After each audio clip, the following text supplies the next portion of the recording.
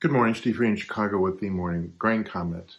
Well, as far as weather is concerned, yesterday, late in the session, soybeans broke pretty hard. Corn traded off its highs as the American model showed heavy rains across some of the driest areas of the U.S. Midwest, including Nebraska, parts of South Dakota, southern Iowa, Kansas, and Missouri, mid next week.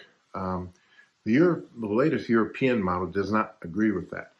And so our weather guy is throwing out the American model and trying to focus more on the European ensemble. Now, the European ensemble does move the ridge further west, but scattered showers is more what we could see with moderating temperatures. So less than 1 inch amounts over most of the dry areas of the Midwest. Could be a few scattered areas in maybe Nebraska, parts of eastern Iowa, maybe northern Missouri, but everywhere else looks like they're going to get less than normal rainfall.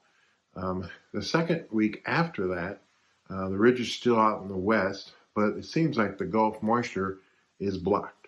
And so you'd have moderate temperatures, but not a lot of rain. Then, following that, the ridge moves back east into the Midwest and established itself like it did late in July, early in August. So I think we're putting a little weather premium back on the marketplace. But again, I doubt if a lot of managed funds are going to want to come in and buy the ever-changing weather maps and before today's export sales, but especially before tomorrow's USDA report. So again, low volume trade, maybe putting a little weather premium back in the marketplace. The market's also trying to figure out which way the financials are going to go, given the jobs data on Friday and the CPI data yesterday. So many analysts believe that the Fed will continue to increase interest rates, but maybe not as aggressive as they were before. Certainly energy prices have come down, but food prices are still high, wages are still high, and with the new employment, again, that raises questions about inflation.